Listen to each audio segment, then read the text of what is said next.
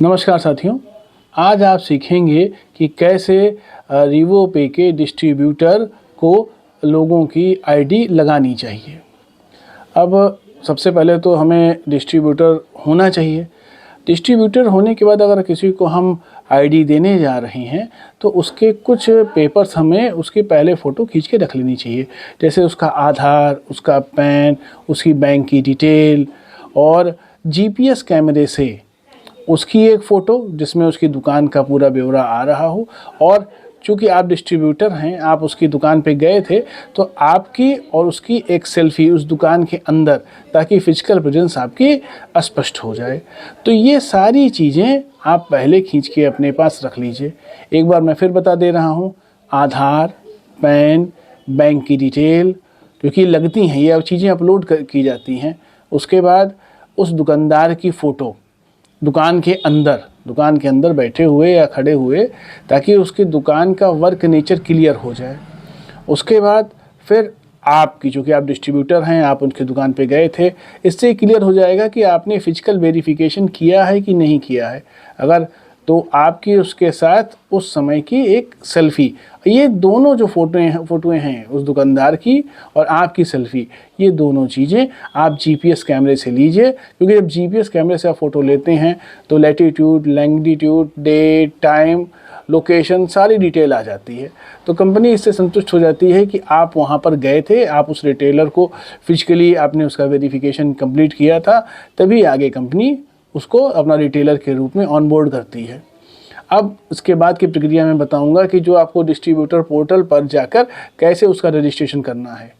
एक बात और यहाँ ध्यान देने वाली बात है कि रजिस्ट्रेशन करने से पहले जो रिटेलर जो भी सर्विस ले रहा है, पहले चेक कर लीजिए कि वो आपके स्टॉक में है कि नहीं है।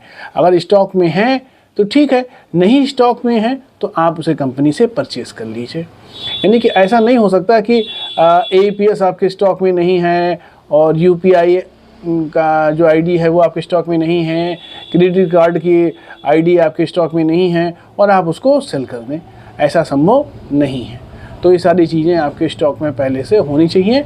अगर नहीं है तो कंपनी के अधिकारियों से बात करके उस चीज़ को पहले आप अपने स्टॉक में ले लें, तभी इसकी प्रक्रिया का कार्रवाई आगे बढ़ाएं। अब हम सीखेंगे कि इसका प्रैक्टिकल कैसे करना है, कैसे हमें उसको रजिस्टर करना है। तो मैं ये मान के चल रहा हूँ कि आपके पास सारा स्टॉक है। आते हैं अपने पोर्टल पे आते हैं। नमस्कार, अब हम आ गए हैं अपने डिस्ट्रीब्यूटर पैनल पे। आप ये देख लीजिए, इस तरह से आपको भी आपका पैनल दिखाई पड़ेगा। फिर आप देखिए यहाँ ऐड यूज़र आप देख रहे हैं। देखिए यहाँ मैं आपको दर्शा दूँ, ये ऐड यूज़र आपको दिख रहा है। तो यहाँ पे आपको क्लिक करना है। यहाँ पे हम क्लिक करेंगे, यहाँ पे हम इसको क्लिक करेंगे। क्लिक करने के बाद आप देखिए सबसे ऊपर वो आपसे पूछ रहा है कि उसका रोल क्या रखेंगे। आप उसे डिस्ट्रीब्यूटर बनाएंगे, क्योंकि जो सुपर डिस्ट्रीब्यूटर होता है वो डिस्ट्रीब्यूटर बना सकता है। नॉर्मल आप जब खोलेंगे एज ए डिस्ट्रीब्यूटर तो आपको दिखाई पड़ेगा रिटेलर और एसडीएफओएस। तो आपको रिटेलर बनाना है, रिटेलर पे आप क्लिक कर दीजिए। फिर सेलेक्ट अपलाइन आएगा, अपलाइन की डिटेल आ जाएगी, डाल दीजिए। अब उसका नाम, उसकी firm name, mobile number, WhatsApp number, email ID, pin code, shop address, city name, local address, PAN number, Aadhaar number, ये सारी चीज़ें आप उसके डाटा से आप भर दीजिए। और उसके बाद उसका आप स्टेट यहाँ सेलेक्ट कर लीजिए, उसका स्टेट क्या है। इतना सब सेलेक्ट कर लेने के बाद स्टेट ये सब कर लेने के बाद जब आप कर लेंगे, और ये देखिए नीचे रजिस्टर आ रहा है, रजिस्टर पे क्लिक करेंगे तो उसके मोबाइल नंबर पर और उसकी ईमेल पर एक ओटीपी जाएगी। वो ओटीपी लेके आपको इसके नेक्स्ट वाले पेज पे आपसे ओटीपी वेरिफिकेशन मांगा जाएगा। तो वो आप भर देंगे तो उसकी रजिस्ट्रेशन प्रोसेस स्टार्ट हो जाएगी। बात समझ रहे हैं हमने क्या क्या आपको बताया? फिर से एक बार देख लीजिए कि हमको ये ऐड यूज़र में आना है। ऐड यूज़र में हम आएंगे, यहाँ पे हम क्लिक करेंगे। क्लिक करने के बाद हम वहाँ उसका रोल लिखेंगे, रोल हम रिटेलर बनाएंगे, उसको अपलाइन का डिटेल डालेंगे और बाकी सारी चीज़ें इसकी हम फिलअप कर देंगे। फिलअप कर देने के बाद फिर हम उसको रजिस्टर कर देंगे। रजिस्टर करने के बाद OTP आएगी और OTP डाल के उसके हम ऑनबोर्डिंग प्रोसेस शुरू कर देंगे। इतना सारा कर लेने के बाद अब क्या होगा कि जो उसका ऑनबोर्डिंग हो चुका होगा, अब आपका यहाँ पे काम ख़त्म। अब यहाँ पे और कुछ नहीं करना है। फिर आप उसके मोबाइल पे जाएंगे, उसके मोबाइल पे ये ऐप रिवोपे का डाउनलोड करेंगे और डाउनलोड करने के बाद आप उसके जो डॉक्यूमेंट्स हैं उसके मोबाइल पर आप अटैच करेंगे। अगर आप ये चाहते हैं कि आप सारी डिटेल लेके आए हैं, आप स्वयं अपने ऑफिस में करना चाहते हैं, तो आप रिवोपे के रिटेलर आईडी का लॉगिन कर लीजिए। उसके मोबाइल नंबर से, अपने रिटेलर के मोबाइल नंबर से लॉगिन कर लीजिए। लॉगिन करने के बाद आप उसके सारे पेपर वहाँ पे अपलोड कर दीजिए। कैसे होगा मैं बता रहा हूँ। अब हम आ गए हैं जो हमारा रिटेलर है उसके हम उसमें पैनल में हम आ गए हैं। अब हमें क्या करना है, अब आप देखिए नीचे की एक लाइन में आपको 4 चीज़ें दिख रही हैं। मैं दिखाता हूँ।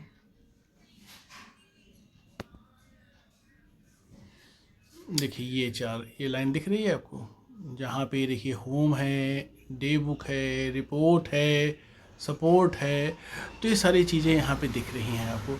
इसमें ये रिपोर्ट्स वाला कॉलम, यानी ये वाला कॉलम दिख रहा है ना आपको, ये वाला कॉलम, इस वाले कॉलम पे हमको क्लिक करनी है।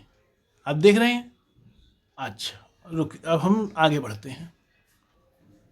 तो हम रिपोर्ट्स वाले कॉलम पे हम क्लिक करेंगे। देखिए हमने रिपोर्ट्स वाले कॉलम पे क्लिक किया, अब ये डिटेल ऐसे आ रही है। अब हमको यहाँ पे देखिए सबसे अंत में प्रोफाइल दिख रहा है, नहीं दिखा? दिखाते हैं। ये प्रोफाइल सेक्शन आपको दिखा? दिख गया आपको? अब इसको हमको क्लिक करना है और इसमें हमें सारी डिटेल अपडेट करनी है। अब इसको हम क्लिक करेंगे। जब हम क्लिक करेंगे तो जो डिटेल हमने भरी है अपने डिस्ट्रीब्यूटर पैनल पे, वो सारी डिटेल यहाँ आपको शो होनी शुरू हो जाएगी।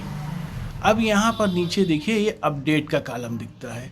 इसे अपडेट आप क्लिक करेंगे तो आपको सारे पेपर आपको लगाने के लिए कहेगा। वहाँ पर फिर से आप सारे पेपर आप अपडेट करेंगे। सारे पेपर अपडेट करने के बाद फिर आप कंपनी को आप कॉल करेंगे। मैं यहाँ रुक जाता हूँ। फिर यहाँ पे आप मैं बैक आ जाऊँ।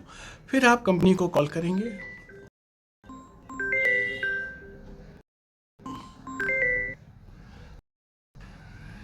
फिर आप कंपनी को आप कॉल करेंगे और कंपनी को कॉल करके आप कहेंगे कि आपका ये जो आईडी आपने बनाई है, इस आईडी के पेपर आपने लगा दिए हैं और इसे अब अप्रूव कर दिया जाए।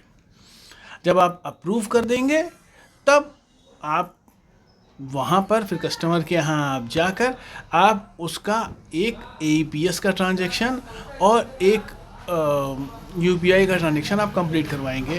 कहने का मतलब जितनी उसने सेवाएं ली हैं उसका एक एक ट्रांजैक्शन आप क्लिक करवाएंगे। जब क्लिक करवा देंगे तो ये आपका काम कंप्लीट होगा।